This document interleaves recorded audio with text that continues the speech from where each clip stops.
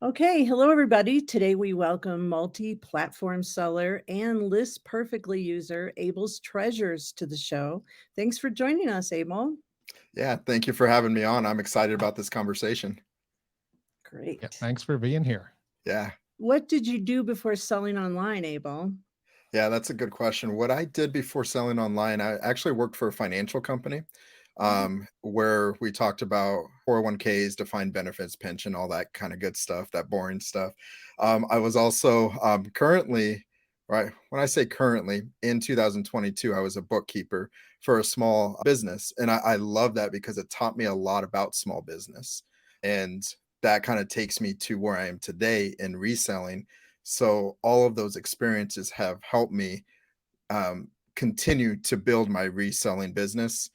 So yeah, that's what I did in the past was financials and bookkeeping, and now I'm here. All wow. right. And so what do you sell, Abel? Yeah, I sell. I'm an everything seller, but a little bit of background behind that. I started as an everything seller, went to let's see if it's just shoes and clothing. See if I can really ramp up shoes and clothing, which I like. But at the same time, I've had the opportunity to meet some great resellers that are really succeeding, and they were encouraging me, don't leave money on the table. So it's primarily clothing with a little bit of hard goods like VCRs, PlayStations, things like that. Wow. Cool. Yeah. So how did you get into online selling and when did you start selling online?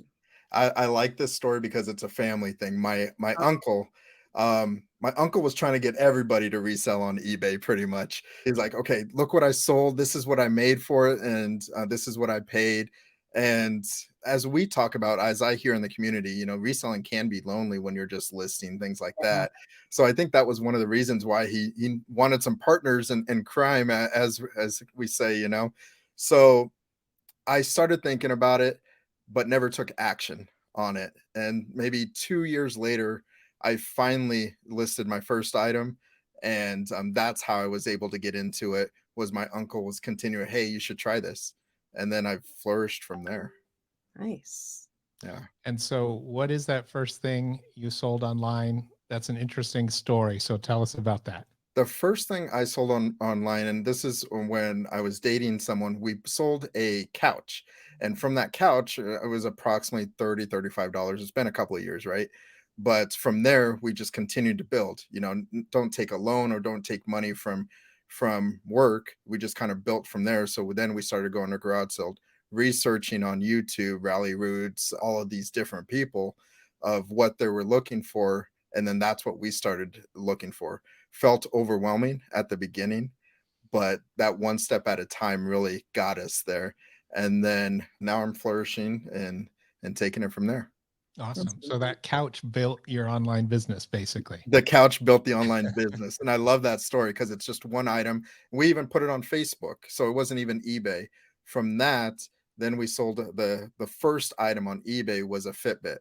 I Okay. remember giving that person a high five. That was the excitement. Really, we sold something on eBay. And now I want to continue to keep that excitement of every time I sell something because we get complacent, right? Yeah. Yeah. But yeah, that excitement I want to continue to take in my business. So what's your primary selling platform? Primary is still eBay because that's where, honestly, that's where my uncle started. So to be able to ask him questions and say, "How do you do this or that?" Primarily shipping, right? How do I list things like that? So eBay will always be my primary, and another reason is because they have the largest audience. Um, Yeah. so the largest audience, I want to get in front of as many eyes as possible. So eBay, about 90% is on eBay. And where else do you sell besides eBay? Poshmark and Macari, that was about a year after. Again, my uncle had a big influence on me, but now it's time to he might be watching this, but leave him behind and really expand, right? So Poshmark and Macari, and cross listing from there. At that time, I got list perfectly first, so it made it easier because I Oh, wasn't going to take pictures, retake them, and then put it on there. It made it a lot easier just to get everything using List Perfectly. So what kind of advice do you have for sellers just getting started? Just do it. And what Uh-huh. I mean, just take the action. I mentioned that it took 2 years. Well, some of that was researching, wanting to make sure it's perfect, Yeah, right?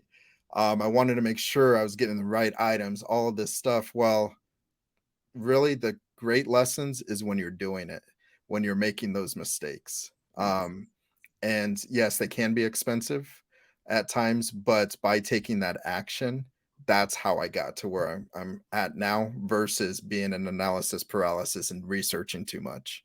Makes sense. Yeah, Yeah. for sure. Okay, so you just mentioned, advice for sellers getting started. Yeah. So if you go back, what do you wish you knew when you got started that you know now? I mentioned shipping. It's honestly shipping. What comes to mind right away is a large vintage dollhouse that we were able to pick up and sell for. It's I'm gonna kind of make this up, but it was between 100 $120. Well, because it was so large, we also did free shipping. Think we were okay. I Oh, ended up going to UPS stores. So just to kind of add on to things, going to the US UPS store to buy boxes there. And as we know, those can be expensive. So I got a great learning opportunity there, and the UPS lady was so nice to where she taught me how to Frankenstein a box. I never even knew that existed, everything. So it was an expensive lesson, but it was a great lesson. How to ship, how to pack are the primary things I'm glad I know now. So, yes. Yes. yeah. It's great. It's helpful to know all that up front, but I like your theory on, learn as you go. I'm a Mhm. firm believer in that too. So that's a good tip. Yeah, Yeah, I thank had you. one of those costly shipping lessons too that stuck with me. Yeah. So tell us, how has the seller community helped you grow your business? Multiple ways. And so FlipCon, we were talking about FlipCon before we hit record, meeting all of those people. So one is just being able to see other people's successes, knowing I can do it, really drives me as well. Not comparing, but really drives me.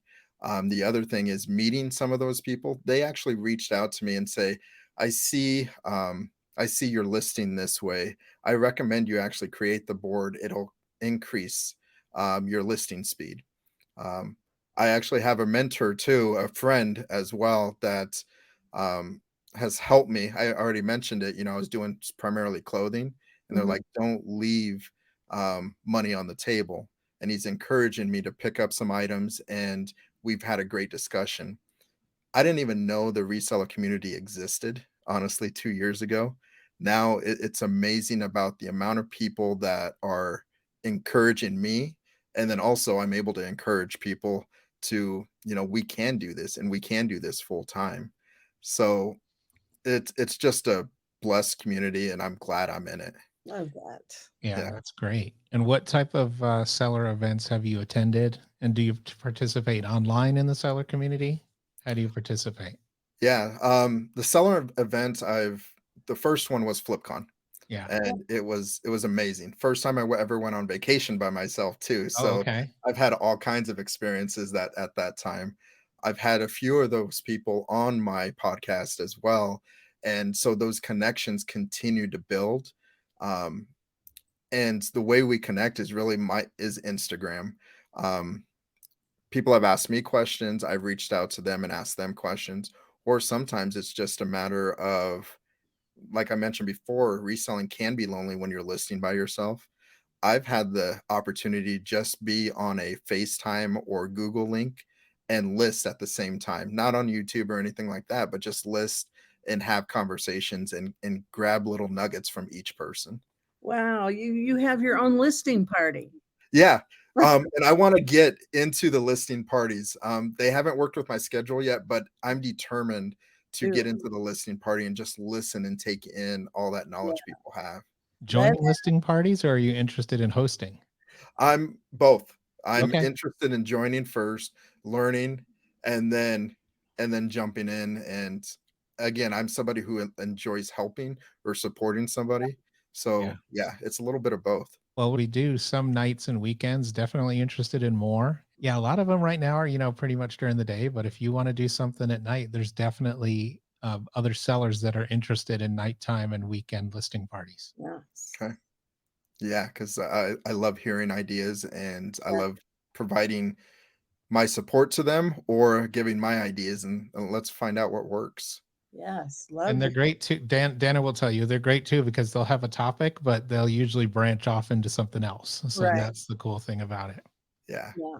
Yeah. You just start with the topic. But my whole thing is that you keep learning and we learn from each other. And Mhm. if we stop learning, then we die. Yes, There you I go. agree 100% on that. The Got to other be thing for willing me to. is connections with people. I know Yes. we're over a screen, but truly making that connection with Yeah. people really matters to me, and that's how that can happen. That's So, awesome. Yeah. I've never been to FlipCon. So I'd mhm. like to know what stood out for you the most. Yeah. What stood out for me at FlipCon, it really goes back to the community. I enjoyed when they were up there where they were talking about their experiences, but to really walk around and network with each person as much as Yeah. possible, that's what mattered to me. I was able to see people that I watch on YouTube or have met on through Instagram and see them face to face. Yeah. And I may not show it, but I am a little bit of an introvert. But to be able to feel comfortable and then seeing other introverts and bringing them into the conversation really meant a lot to me. And so that whole networking experience is why I'm going to go back to FlipCon, honestly, is to meet people and reconnect to some old friends now. Nice. Awesome. And have you heard about Camp? I did see that the other day, and I have a few travel plans for 2023 that I'm excited about. And I'm like, how do I add that one in? Because that one sounds fun too. Yeah, it's going to be a good one. We're working on a lot of interesting stuff. So Yeah. we'd love to have you there. Yeah. Yeah. I put that on a tentative type of how can I work that in? There you go. It's written in pencil on the Yes. calendar. Yes. Right. So I like to ask this question because it gets us a good view of what you think of yourself. So can you give Yeah. us 3 adjectives that you would use to describe yourself? I'll actually give you all three and kind of give you an explanation All on right. what three mean to me is resilient, tenacious, and then a risk taker. Nice. So I'm going to start from the bottom. Risk taker is really living in the possibility of what I can create and what I can provide to the reselling community, but also to my community here. The funds that come in, I want to make sure this business builds. But how can I um, reach out, be in the community, and find different ways to do that? Because I don't have free time, but I have different time, right? How can I give back that way? And how can I give back into our reselling community? So that's kind of where the risk taker, the possibilities, where can we grow this? I am a dreamer, but now it's a matter of how can I take action on some of those dreams that I have. Mhm. Resilient, tenacious, they are very similar, but it's a matter of I'm not going to give up. I am going to have those poor months of not being able to make the sales that I need or not find the items that I want. But that doesn't mean I'm going to start looking for another job or anything like that. It just means you try harder, but it's not always try harder. It's reach out to the community again. Okay, here's where my struggle is. What do you think? How can you help me? Where's my mindset? Different things like that. I started to write it down. Excuse me, I wasn't as fast. But you said I don't have freedom, I have Just different free times, so time. different flexibility, I don't have free time, I have different time. different time. I Yes. love Nice. that. I love that. I'm Yeah. gonna quote you on that. Thank you. Yeah, I've never heard that one before. I like it. Yeah, because as a small business owner, our time does fill up more. It But does. what choices do we have to be able to utilize the same 24 hours we all have? You Yes. know, Any it's tips different. on managing that time? Any special tips that you have? I wouldn't call them special because I've gotten them from other people. Yeah. I've as a small business owner, it's the blocking your time out and being able to live in what I took a leadership course recently and this one landed for me is living in the both and.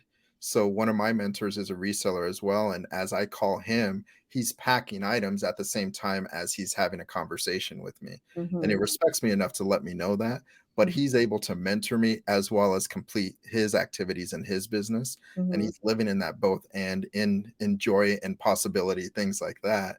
And so time management skills, definitely block out your time, but ask yourself, how can I do more with the same 24 hours? Yeah. Well Great said. tip. Yeah. Anything you'd like to add? Yeah, so much. It really goes back to what we were talking about. What I want to add is take action, and when I talk about this, it's really a projection of myself, of who I was 2 years ago, 1 year ago, things like that. Is, take action, don't overthink things. It Uh, doesn't have to be perfect, because I'm someone who wants it exactly perfect. mm, Um, so I struggle with that. So what I want to add to people that are listening is just start and reach out, be vulnerable enough to ask, "Hey, I don't know how to do this. Help me." And our reselling community, because I'm a part of it, will help.